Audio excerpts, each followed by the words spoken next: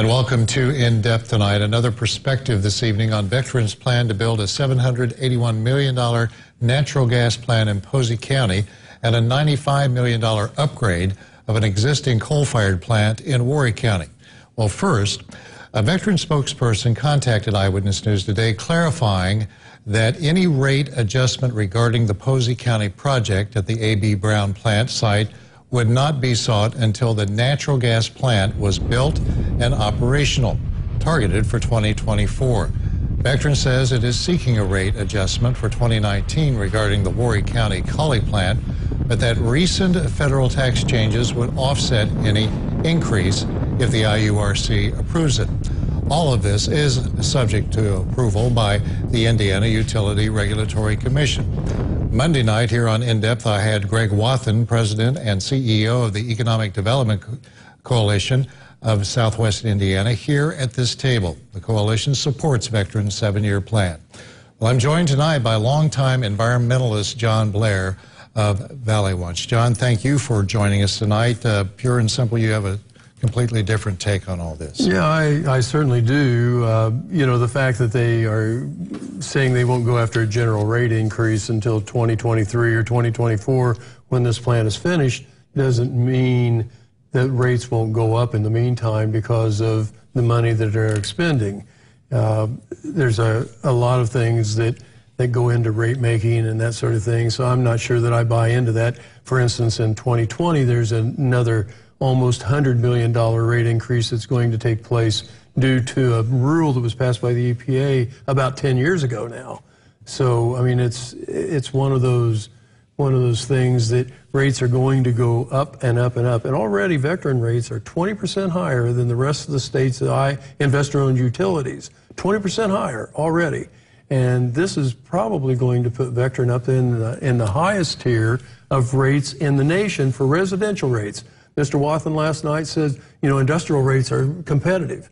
And I guess that's right. But why on earth should citizens, residential citizens that can ill afford it, have to subsidize the industrial rates so that they can keep those rates low to attract industry? That doesn't make sense to me. Well, with the conversation looking now 7 years ahead, Veteran has maintained that natural gas is, of course, cleaner than coal. It is making it as an effort to convert to more natural gas usage and distribution in its area. But that is going to cost money, and according to Veteran, that is why the rate adjustment, as Veteran calls it, would have to be made. That's a funny term. So what is the alternative? Well, the alternative, to clean up our air here in southwestern Indiana. First of all, demand is way down nationwide. There's power plants in this region, the Rockport power plant, that shut down because they can't afford to produce the power at those power plants for less than they can get it on the grid. And so their electric demand's down all over the country.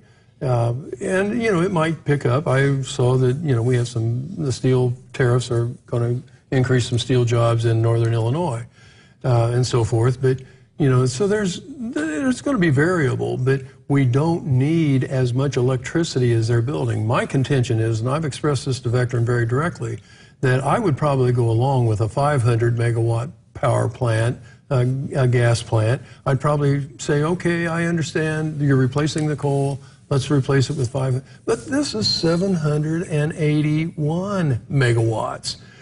Why the excess capacity? That doesn't make any sense to me. So, you know, not only do we have higher rates, they're going to force us into even higher rates so that they can have extra electricity to sell on a grid that's already overloaded with less demand than what's needed. So, you know, they're doing it because they're greedy. They're getting out of the business. You know, the people that are in charge at Veteran are getting out of the business.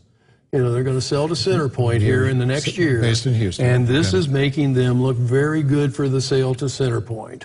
Solar power and wind energy. Veteran is making an effort. Just held a progress report Monday concerning solar power and the two grid systems that are under construction in Vanderburgh County, one in Evansville and the northern part of the county. A step in the right direction, but Greg Wathen's contention last night to to totally bring all of this renewable energy resource under one umbrella, it is going to cost. He didn't use the term a fortune, but it sounded very close to it. Well, you know, Valley Watch put solar, we don't have any money, Valley Watch doesn't. We put solar on our roof to try to get under the deadline of net metering. And you know, it may not pay for itself in my lifetime, but it's going to pay for itself ultimately. And we are producing a lot of energy. We've produced almost 4,000 kilowatt hours of electricity since March. And you know, so I know something about solar. Solar's been around for a long time, and photovoltaics are getting cheaper and cheaper and cheaper. Of course, you know, there's an issue there too, because Donald Trump has put a 30% tariff on solar panels coming into the country, and because he wants fossil fuels. That's all he wants to deal with.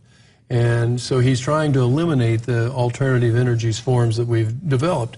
But Vectren fought distributed energy through it was S309, Senate Bill 309. Net metering? About net metering. They didn't want to have to pay net metering charges. There's some rationale that they could make to fight that, but you know, they weren't willing to listen to anybody. They wanted to eliminate it.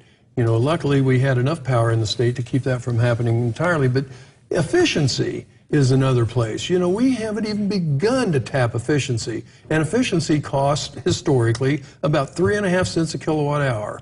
Natural gas costs between 10 and 12 cents a kilowatt hour and to build and operate. Solar costs between 10 and 12 cents a kilowatt hour to build and operate.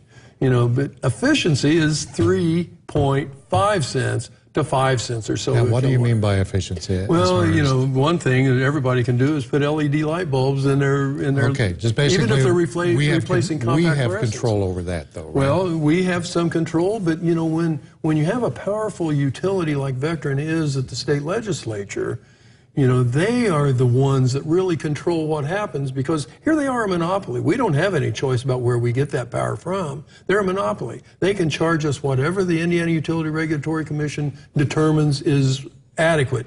They get 10.5% or so on every dollar they spend on any kind of capital investment. Right. Better than almost any kind of business going today. Well, that IURC public hearing is scheduled tomorrow evening at the University of Southern Indiana Performance Center. That could be packed, or it may not be packed. So. You know, it's hard to tell. Evansville is not the most active community in the world, and this hasn't been publicized really well. So I encourage people to come out. It's 6 o'clock, and you know, I'd be there before 6 to get a seat. It's a big theater, so that should be no issue. But and I would encourage people to stand up and speak too. All right. Well, thank you so much, John Blair. I know that you've been hard at work over many, many years. Addressing environmental concerns you feel should be addressed. Thank you very much for joining us tonight. You're welcome, Brad.